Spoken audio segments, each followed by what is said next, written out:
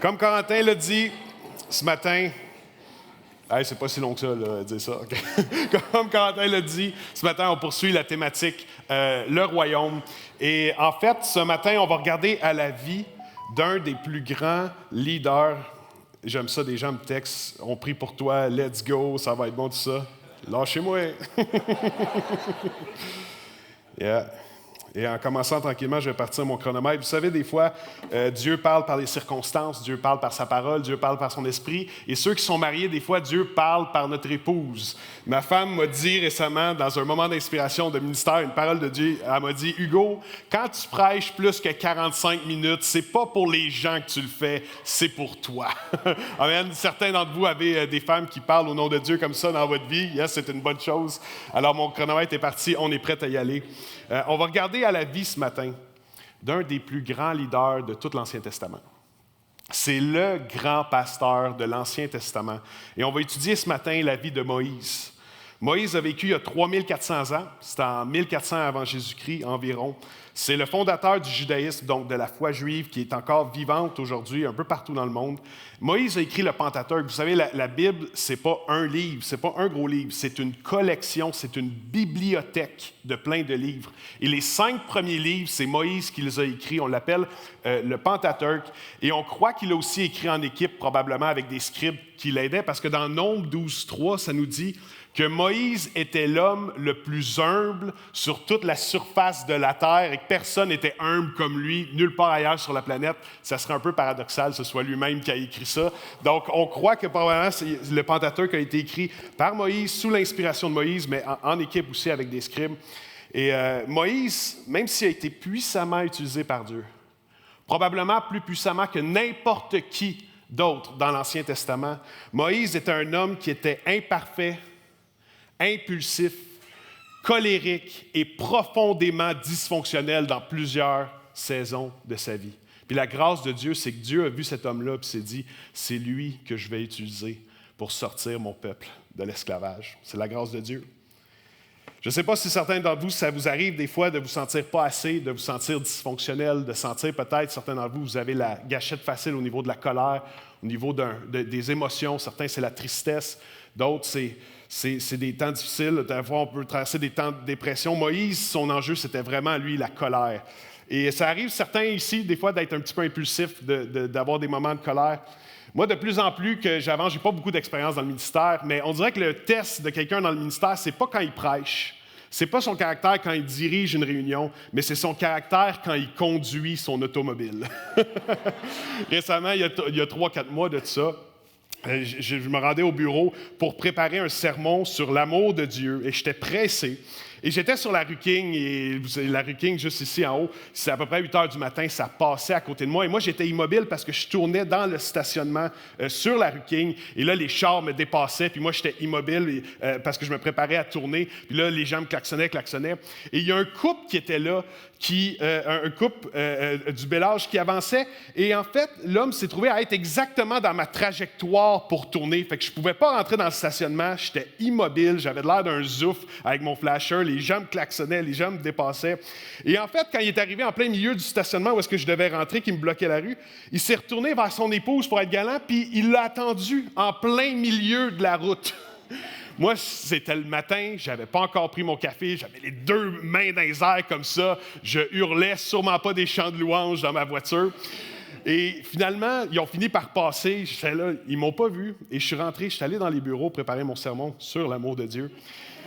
Et juste à côté de la porte de mon bureau, il y avait un couple magnifique du bel âge qui était là à côté de ma porte du bureau. Et c'était eux. Mais eux ne m'ont pas vu. Ils m'ont juste dit « Ah, Pasteur Hugo, nous sommes tellement contents de vous rencontrer. Nous sommes vraiment bénis par votre amour et vos enseignements. » Que Dieu vous bénisse aussi. Est-ce que ça vous arrive des fois aussi de vous sentir dépassé par les événements? Submergé par des émotions. Des fois, certains d'entre vous, peut-être, vous pouvez vous sentir inadéquat, insuffisant. Je crois que dans le ministère, c'est un sentiment avec lequel on lutte sans cesse. J'aimerais m'adresser ce matin à ceux, peut-être, qui doutent, que trop souvent vous auto-sabotez et que vous doutez même peut-être que Dieu veut et peut faire une différence dans votre vie, non seulement en vous, mais à travers vous. J'aimerais m'adresser à tous ceux d'entre vous qui avaient déjà douté de tout ça. Est-ce que certains d'entre vous vous reconnaissez dans ça? On va faire un appel à la repentance pour les menteurs qui ne lèvent pas les mains. C'est correct, on a une équipe de prière, on va être là. Mais la bonne nouvelle pour chacun d'entre nous, et c'est un des patterns qu'on voit de façon la plus consistante d'une page à l'autre de la Bible, c'est que Dieu utilise des gens ordinaires et parfois très ordinaires, comme vous et moi, pour accomplir des choses extraordinaires. Et la gloire revient à lui. C'est un des patterns qu'on voit le plus souvent dans la Bible, c'est que Dieu utilise des gens ordinaires pour faire des choses extraordinaires. Ce matin, j'aimerais parler du type de personnes que Dieu utilise pour faire avancer son royaume. Le titre de mon message, c'est « Les gens que Dieu utilise ». Les gens que Dieu utilise. Moïse est né d'une mère israélite. Il a échappé de justesse à un infanticide.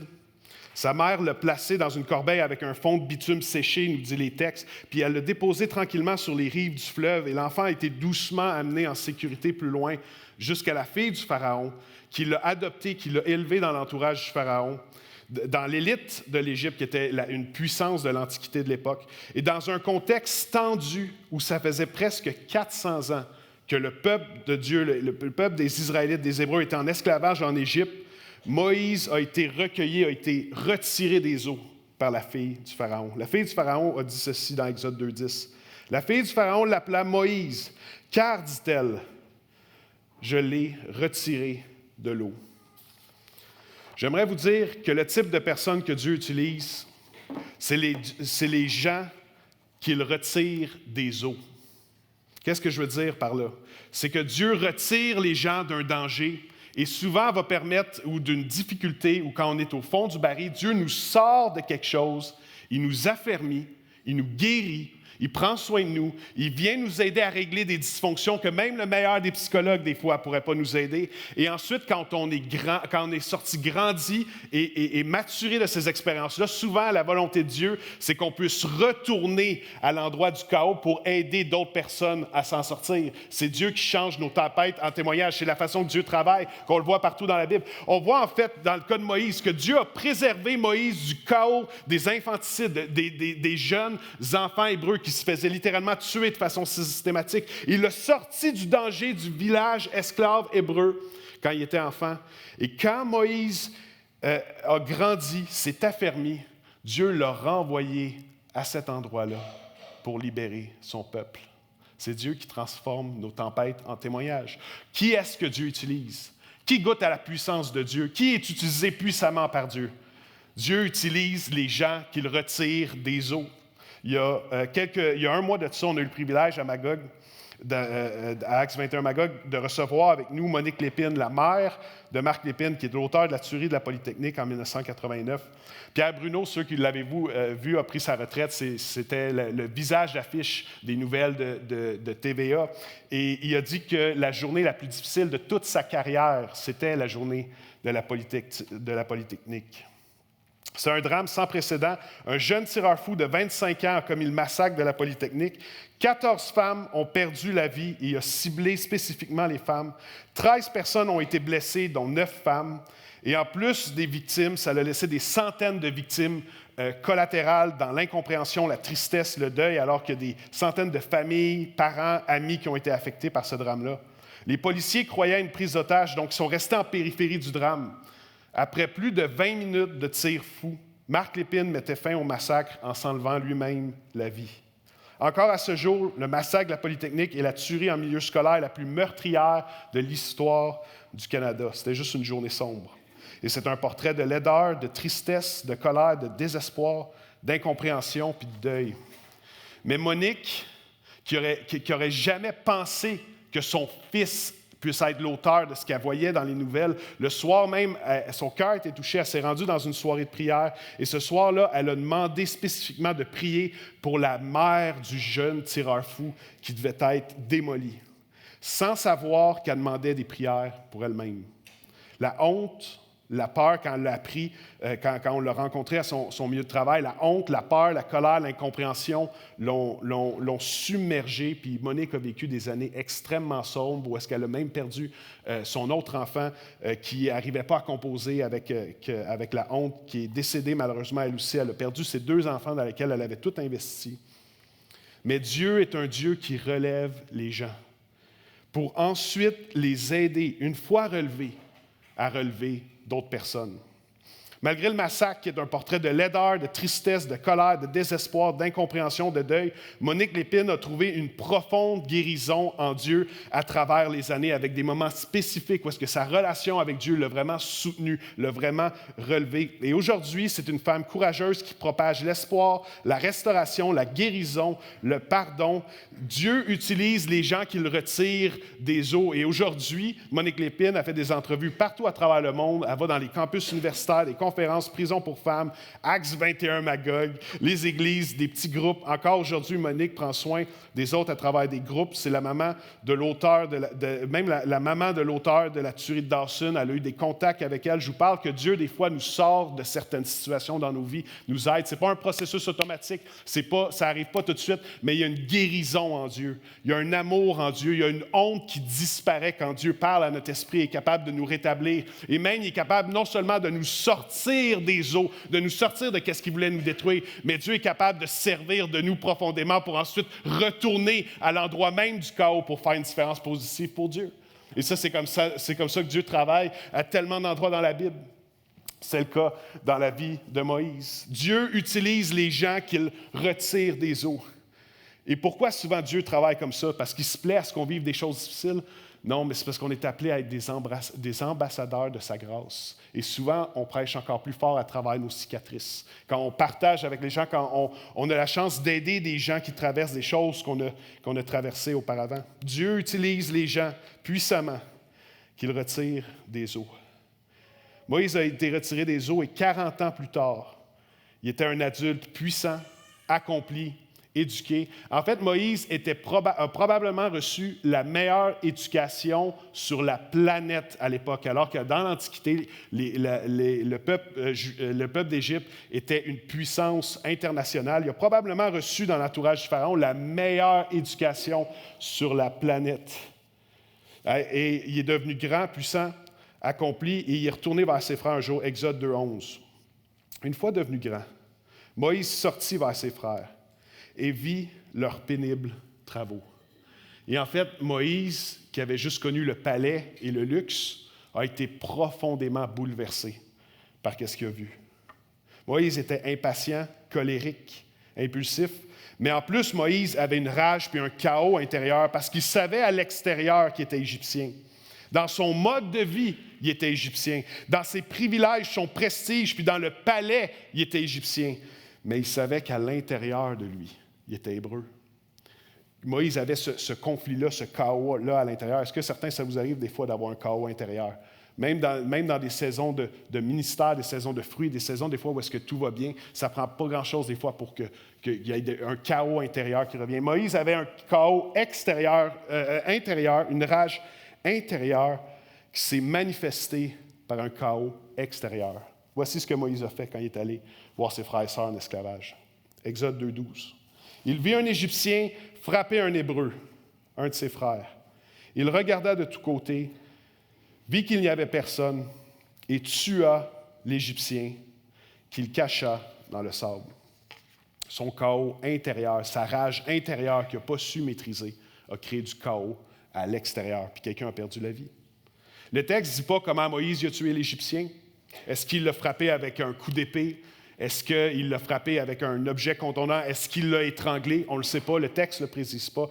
Mais ce qui est sûr, c'est que c'était une scène d'une violence inouïe. Nous, on lit ça dans nos Bibles, ça passe rapidement. Mais imaginez le sable, peut-être s'il l'a étranglé, le sable qui revolait, le sang qui devait couler, l'horreur de la scène de quelqu'un qui perd la vie, qui agonise tranquillement. Puis que Moïse, sa réaction, c'est même pas d'aller chercher de l'aide, c'est même pas de le dire à quelqu'un, c'est juste de le cacher dans le sable. En passant, ce n'est pas notre appel comme chrétien de cacher des choses dans le sable. Le Québec est meurtri par une Église qui, trop souvent, au lieu de prêcher l'Évangile, a une approche religieuse contrôlante, une approche qui, au lieu de relever les gens, qui écrasait les gens. Et l'Église, malheureusement, au Québec, a été connue historiquement comme un endroit où est-ce qu'on cache des scandales dans le sable. Mais moi, j'aimerais vous dire, au-delà de l'Église historique, pour votre propre vie, pour ma propre vie, notre propre bien, Dieu ne nous appelle pas à cacher les choses dans le sable. Ce qu'on fuit nous suit, ce qu'on réprime s'imprime, mais ce qu'on met en lumière nous libère. Amen. Dieu nous appelle à ne pas cacher des choses dans le sable. Et j'aimerais t'appeler, si tu es un leader, si tu es quelqu'un qui vient à l'Église depuis un certain temps, si tu es là pour les premières fois, cette invitation-là n'est pas pour toi. Mais s'il y a des choses que tu sais que tu caches dans le sable, avec beaucoup d'amour, beaucoup de grâce, j'aimerais ça t'encourager à le mettre en lumière. Ce qu'on fuit nous suit. Ce qu'on réprime s'imprime à l'intérieur de nous, puis on tombe dans le ressentiment, dans l'amertume. La peur, ce n'est pas une bonne chose. Mais ce qu'on met en lumière nous libère. J'aimerais t'inviter à parler, à avoir le courage. Et Jacques 5 nous dit que celui qui est courageux pour pouvoir confesser, donc de dire la vérité de ce qui se passe à l'intérieur à quelqu'un de lui, il y a une guérison spirituelle qui vient pour lui. Dieu guérit les personnes qui confessent. On le voit dans Jacques 5. C'est notre appel comme chrétien de ne pas cacher des choses dans le sable. Mais pourtant, c'est une tendance tellement humaine. Moïse vient de tuer quelqu'un. Il y a un chaos intérieur qui s'est non réglé, qui s'est manifesté par un chaos extérieur. Et son réflexe maintenant, parce qu'il ne sait pas comment le gérer, c'est de cacher le chaos extérieur à un endroit caché où est-ce que d'autres gens ne pourront pas voir. Mais Dieu, là-dedans, regardait au chaos intérieur de Moïse. Et Dieu avait certainement un plan de guérison puis de liberté pour lui. Et Moïse était profondément orgueilleux. Premièrement, il a tué l'Égyptien volontairement, alors que le texte nous dit que Moïse a regardé des deux côtés. Il regarda de tous côtés, c'était prémédité. Et non seulement ça, mais Moïse savait par sa puissance, son éducation, son prestige et son cœur déchiré pour les Hébreux que Dieu allait se servir de lui pour délivrer le peuple. Moïse, il le savait déjà. Mais qu'est-ce qu'il a fait? Il a pris la situation dans ses propres mains, puis il s'est dit, je vais faire l'œuvre de Dieu à ma façon, avec mes forces, à ma façon, avec ma morale à moi. Ce qui est toujours une très mauvaise idée. Moïse savait que Dieu allait se servir de lui un jour pour faire ça. Mais au lieu d'attendre le timing de Dieu, il s'est précipité et il a pris les choses dans ses propres mains, des choses qui appartenaient à Dieu, qui est la libération du peuple d'Israël de l'esclavage. Moïse s'est dit, je vais le prendre moi dans mes mains, puis je vais être l'homme de la situation. Attention de ne pas prendre en main des choses que Dieu veut qu'on lui relâche. On a cette tendance-là, comme humain, de souvent s'accrocher à des choses, de s'accrocher. Et souvent, qu'est-ce que ça produit? Un désordre émotionnel intérieur. Que ce soit de la peur, que ce soit de l'anxiété, une pression de performer, que ce soit de la colère, de la rage, qu'on est déçu de nos résultats. Dieu nous appelle à laisser sa volonté entre ses mains. On n'est pas appelé à la prendre comme Moïse puis à faire arriver les choses par nos propres forces, à notre façon.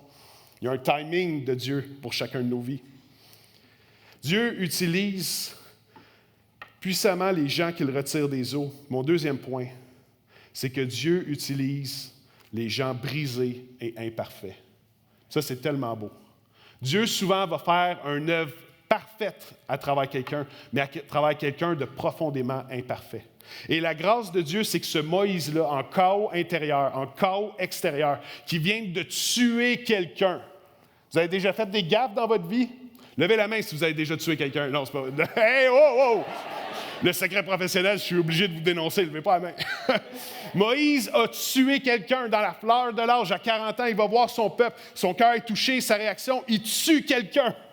Puis il le cache dans le sable.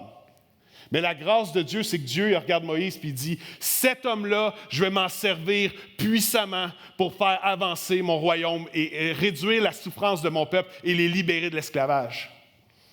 Le meurtrier, Dieu regarde à Moïse et dit, cet homme-là, dans sa grâce, Dieu regarde Moïse et dit, cet homme-là, je vais me servir de lui.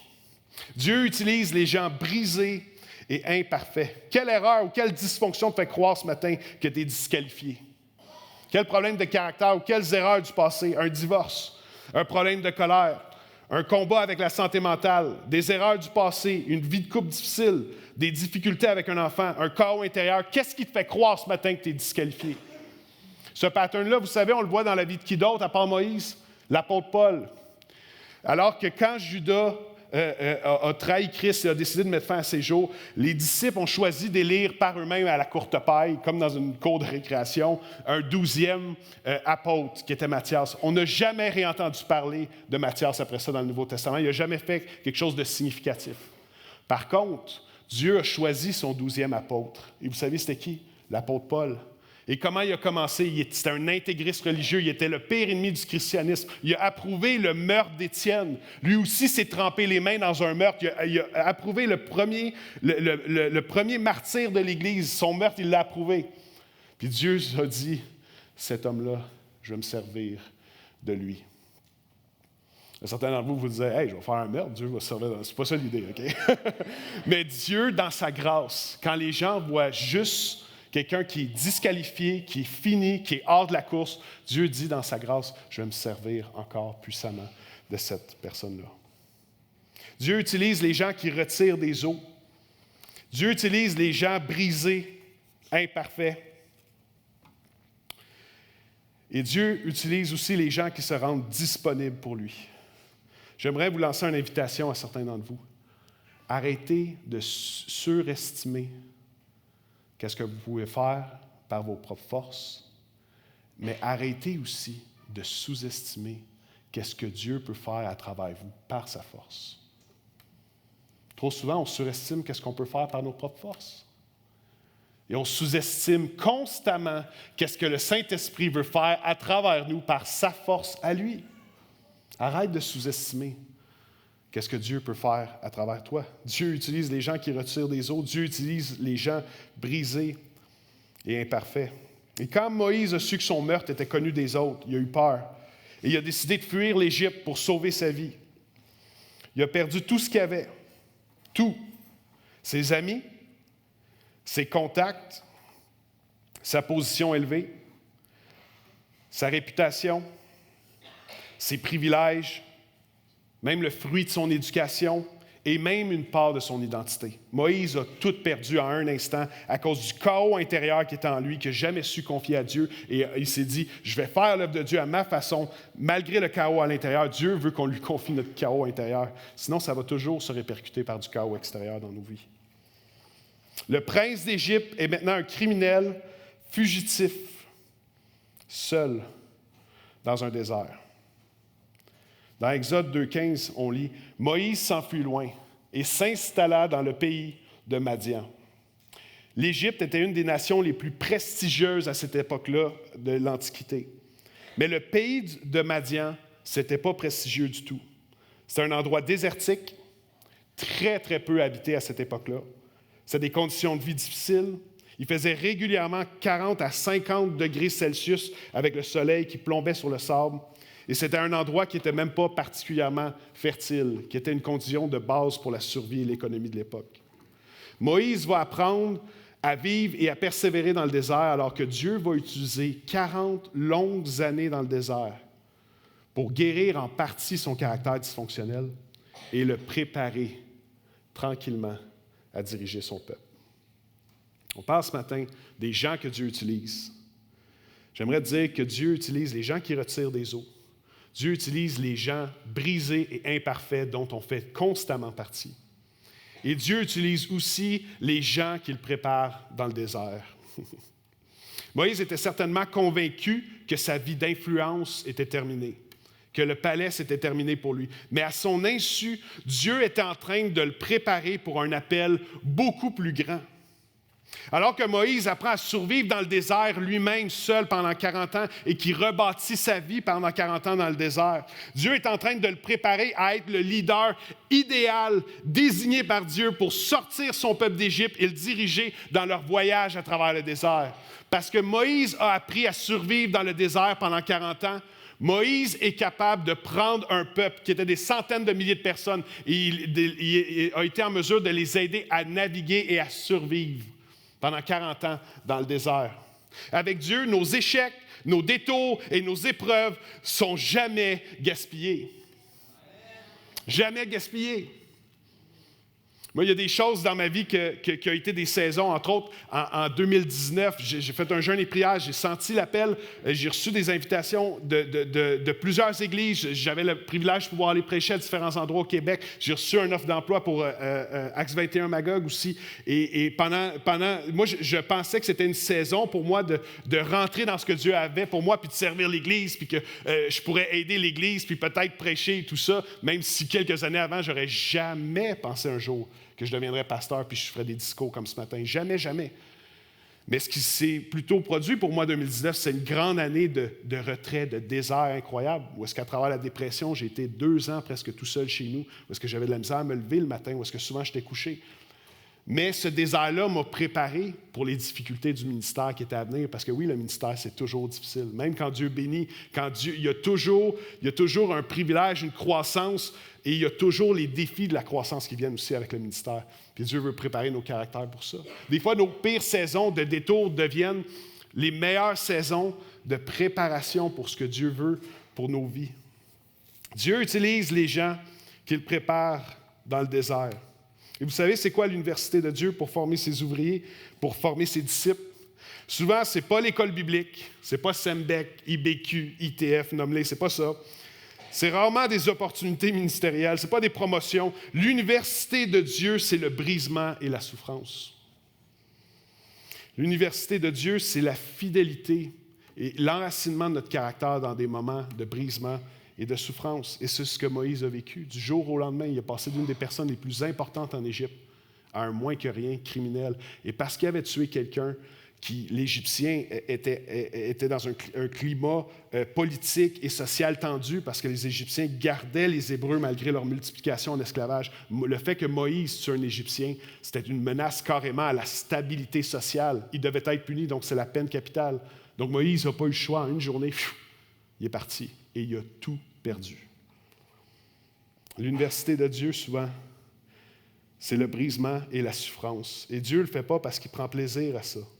Souvent, c'est nous-mêmes qui créons nos propres souffrances. Mais Dieu veut s'en servir pour purifier notre caractère et qu'on apprenne à dépendre de lui. Maintenant, ça ne veut pas dire que Dieu est la cause de nos souffrances.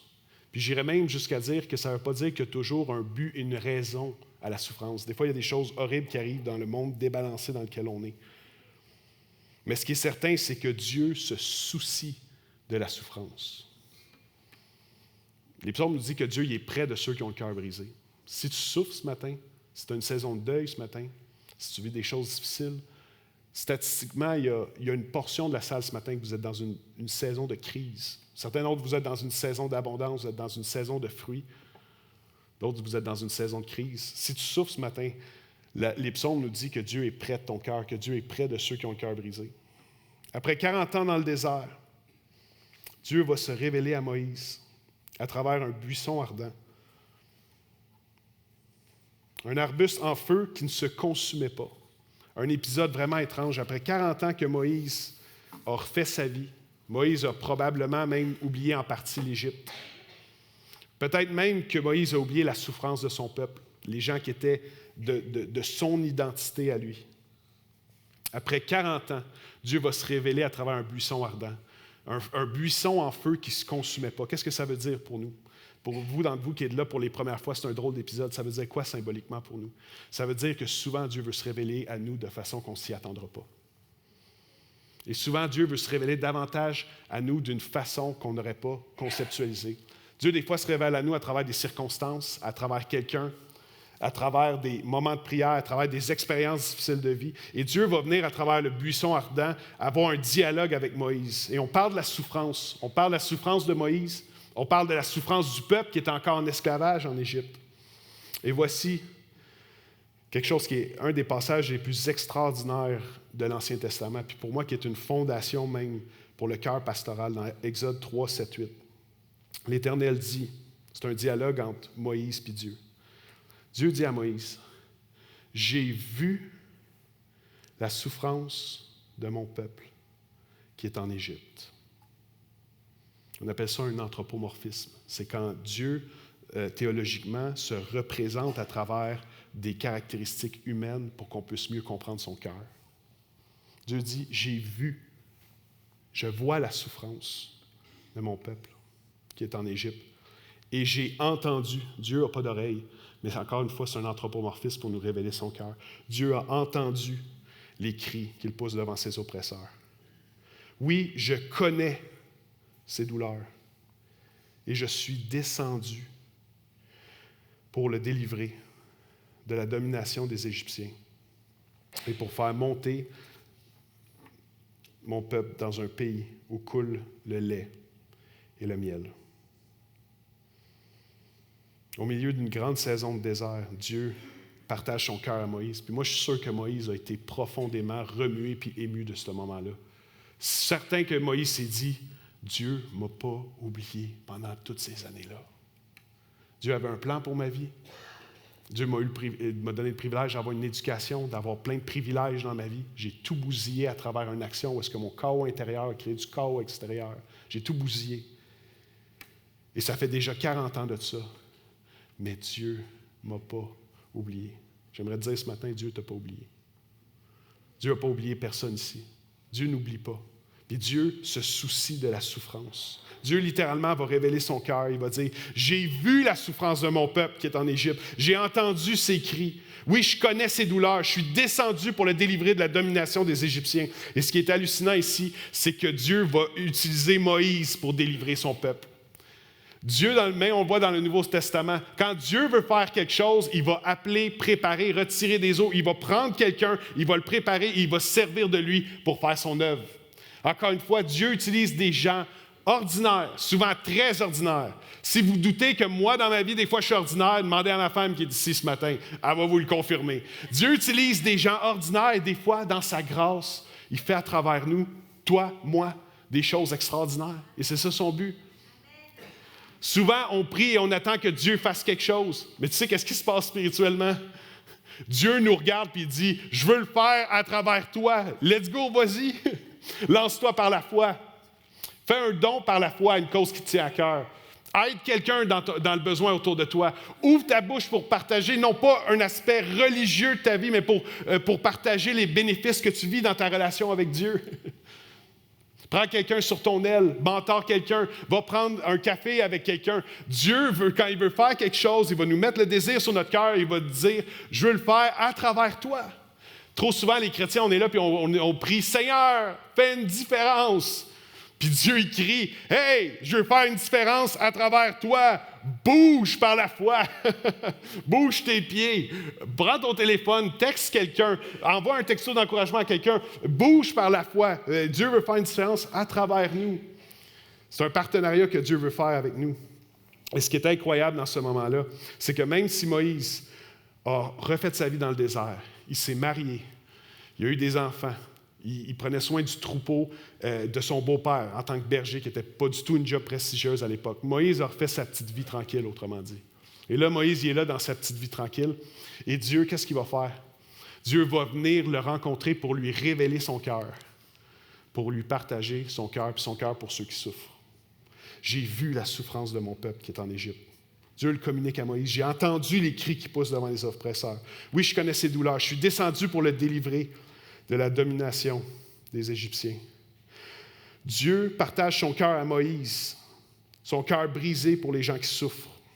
Et Moïse, âgé de 80 ans, est touché par la cause, est touché par le cœur de Dieu qui souffre pour les gens qui souffrent et décide finalement de se laisser utiliser par Dieu pour libérer son peuple.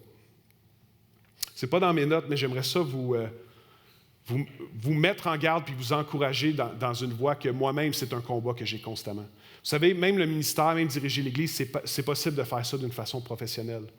Et en fait, être des chrétiens professionnels, on fait ce qui est attendu, on fait ce qui est attendu de nous, on fait ce qui des fois paraît bien, on fait ce qu'on doit faire pour aider l'Église et tout ça. C'est facile des fois de devenir des chrétiens professionnels. Mais Dieu, ce qu'il veut à travers ça, c'est nous partager son cœur pour ceux qui souffrent, pour nous utiliser pour avoir un impact. Et souvent, ce n'est pas juste les gens dans l'Église, c'est avoir un impact à travers nous pour aider des gens à l'extérieur de l'Église. Dieu se soucie de celui qui souffre. La question, c'est est-ce que son Église se soucie des gens qui souffrent? Est-ce que nous, Acts 21, Sherbrooke, est-ce que nous, Acts 21, Magog, est-ce qu'on se soucie des gens qui souffrent ici à Sherbrooke. J'aimerais te dire que Dieu se soucie des gens. Dieu se soucie et est près de celui qui a le cœur brisé. Dieu se soucie des gens qui sont en situation d'itinérance à Sherbrooke. Dieu se soucie des couples brisés. Dieu se soucie des familles qui se brisent, qui se déchirent. Le cœur de Dieu pleure pour les gens qui sont dans des situations vulnérables. Toutes les familles en 2023, avec la tempête économique qui s'en vient, qui sont déjà à la gorge, puis que la tempête fait juste commencer, Dieu se soucie d'eux. La question, c'est est-ce que nous, en tant qu'Église, on s'en soucie encore? Attention de ne jamais être des chrétiens professionnels, ou pour moi, être un pasteur professionnel, mais qu'on ait une déconnexion. Puis, je vais être honnête avec vous, moi, je ne crois pas. Je crois que l'être humain a une capacité à aimer assez limitée. Je vais inviter les musiciens à s'avancer. Mais je crois que dans notre spiritualité avec Dieu, c'est possible d'aller chercher plus d'amour à la source. Dieu révèle son cœur à Moïse, et vous savez quoi? C'était même pas pour le bénéfice de Moïse. Parce que c'est pas Moïse qui avait besoin de retourner vers son peuple, mais c'est son peuple qui avait besoin de lui. Souvent, Dieu va toucher nos cœurs pour une cause, puis il veut se servir de nous pour faire une différence à travers ça. Alors qu'on parle ce matin dans la thématique du royaume, les gens que Dieu utilise. On parle des gens que Dieu utilise pour faire avancer son royaume. Dieu utilise les gens qui retirent des eaux pour y retourner et faire une différence. Dieu utilise les gens brisés, imparfaits. Et Dieu utilise aussi ceux qui ont un cœur pour les autres. Dieu utilise ceux qui ont un cœur pour les autres. Et ça ne veut pas dire de se négliger, ça ne veut pas dire de ne jamais mettre de limites saines, ça ne veut pas dire de ne pas avoir une vie ordonnée, mais Dieu bénit et prend soin et utilise les gens qui ont un cœur pour les autres. Dans le désert, Moïse il avait complètement rebâti sa vie tranquille. Mais Dieu va venir le sortir de ça pour lui dire « Hey, j'ai une mission pour toi, mon homme. » Tu sais, l'endroit où est-ce que tu as tué quelqu'un, je vais te renvoyer là-bas puis tu vas faire une différence. Maintenant, je vais conclure avec un aspect très important parce que vous savez, quand on prend la vie d'un personnage comme Moïse, c'est important de regarder ce matin, surtout, on a étudié le texte d'Exode 2, d'Exode 3, qui sont des chapitres qu'on voit dans la Bible, dans le Pentateuque. Mais c'est important de regarder, par exemple, Exode 2 et Exode 3, qui sont les descriptions des événements qu'on a parlé ce matin, dans le contexte plus large de la Bible dans son entier. Et en fait, quand on regarde à la vie de Moïse, en plus d'être un modèle de quel genre de personne que Dieu se sert, puis qu'on voit la grâce de Dieu à l'œuvre à travers Moïse, on peut dire qu'aujourd'hui, 3400 ans plus tard, le plus grand héritage de la vie de Moïse, c'est d'avoir été une puissante préfiguration. On va aller dans une parenthèse théologique. Accrochez-vous avec moi, on va la traverser. Mais vous allez voir, c'est hallucinant. La vie de Moïse est une puissante préfiguration de l'amour de Dieu manifesté en Jésus-Christ pour nous. D'ailleurs, je vous l'ai déjà dit, je vous le répète, vous savez, la Bible, c'est pas juste un livre, c'est pas juste l'Exode, c'est pas un livre tout uniforme écrit par un auteur, c'est un livre écrit sur 1600 ans à 2000 ans par 30 à 40 auteurs différents à travers toute cette période-là, tous des contextes différents. Et vous savez, c'est quoi, en une phrase, le résumé de la Bible? C'est l'amour de Dieu manifesté en Jésus-Christ pour nous. L'amour de Dieu manifesté en Jésus-Christ pour toi, pour moi. Et quand on regarde à l'histoire de Moïse, dans le contexte plus large de la volonté de Dieu révélée à travers sa parole sur 1600 à 2000 ans, quand on regarde à la révélation progressive de Dieu, on voit que la vie de Moïse, le plus grand leader de l'Ancien Testament, pointe vers la vie du plus grand leader de l'histoire de l'humanité, Jésus-Christ. Si vous ne me croyez pas, j'aimerais ça vous lancer un défi. Aujourd'hui, quand tu vas écrire une date dans ton agenda ou que tu vas signer un chèque, tu vas signer un chèque 2022 après Jésus-Christ. Je te donne un défi d'avoir une vie tellement significative que la majorité des endroits sur le globe vont réajuster l'ère du temps en fonction de ta naissance. Je te donne ce petit défi-là, puis tu me diras si tu réussis. Jésus est le leader le plus influent de l'histoire de l'humanité. Ça m'amène à mon dernier point sur les gens que Dieu utilise. On le voit dans la vie de Moïse. Dieu veut utiliser nos vies pour refléter Christ. Dieu veut utiliser nos vies pour refléter Christ aux autres. J'aimerais parler même à vous qui aimez le Saint-Esprit. Vous savez, dans la théologie chrétienne, le Saint-Esprit est associé à la personne agissante de Dieu sur terre qui peut parfois manifester la puissance de Dieu. Si vous voulez avoir une vie remplie de l'Esprit, puis vous voulez voir l'Esprit se servir de vous, puis voir le Saint-Esprit faire des choses incroyables dans votre vie, centrez votre vie sur le fait de refléter Christ. Le Saint-Esprit veut glorifier Christ. Quand le Saint-Esprit agit, c'est à propos de l'Évangile, du message central de la Bible, que Dieu a manifesté son amour en Jésus-Christ pour nous. C'est ça le message central. Si tu veux avoir une vie puissamment utilisée par le Saint-Esprit, pointe vers Christ avec ta vie, puis le Saint-Esprit va se servir de toi. Je te le garantis.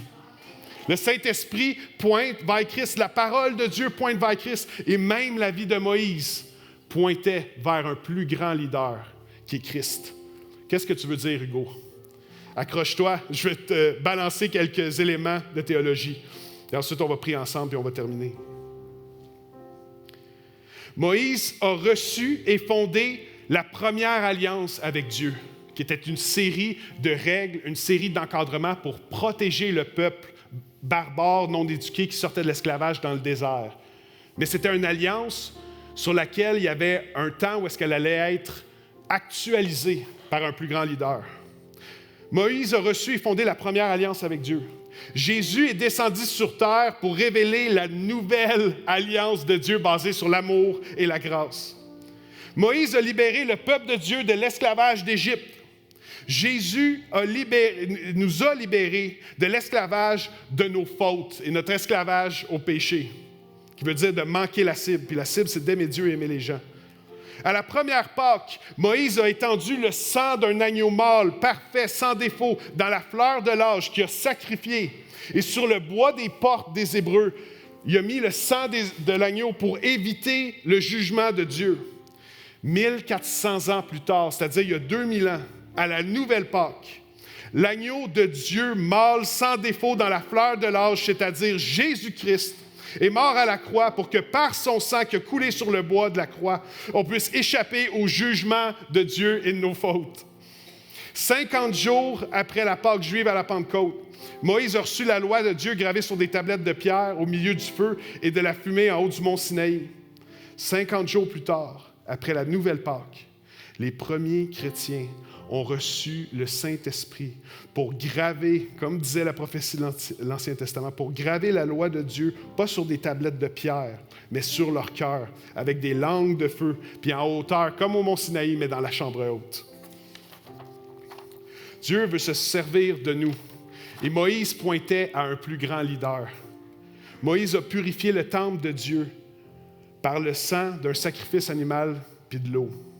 Moi, je te dis ce matin, si tu as mis ton espoir en Christ, Jésus t'a purifié et a fait de toi le temple du Saint-Esprit.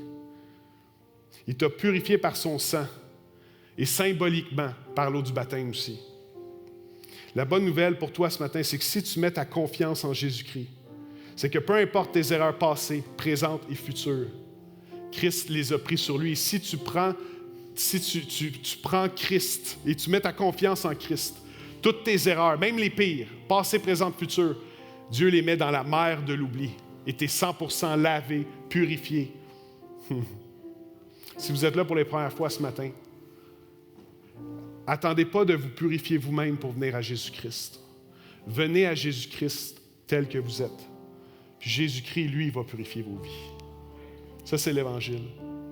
Christ ne nous demande pas de mettre de l'ordre puis de purifier nos vies avant de venir à lui. Non. Si tu es un mess, si tu as du désordre dans ta vie, viens à Christ tel que tu es. Puis lui, il va te purifier. Lui, il va mettre de l'ordre dans ta vie.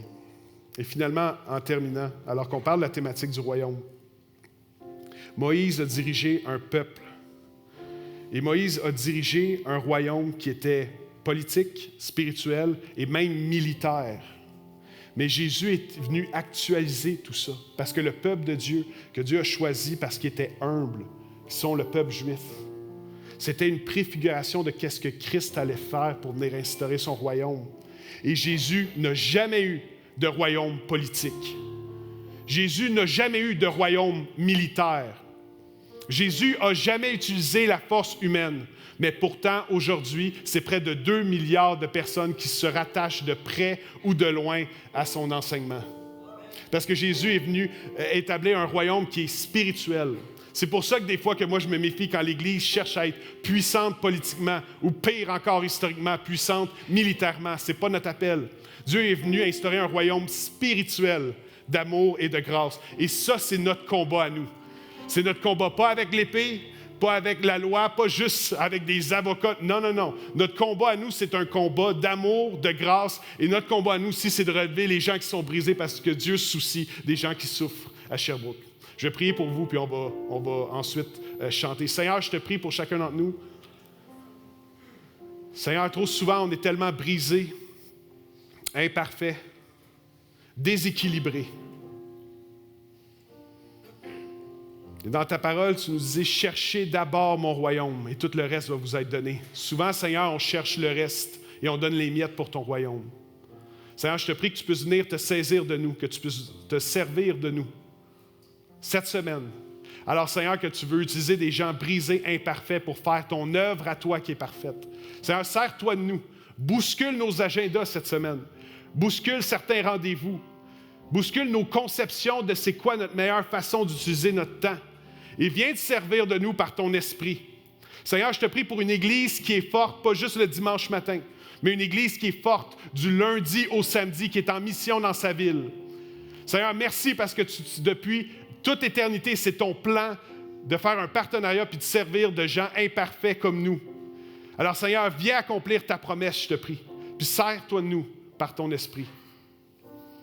Dans le nom de Jésus-Christ, on a prié. Amen. On va chanter ensemble.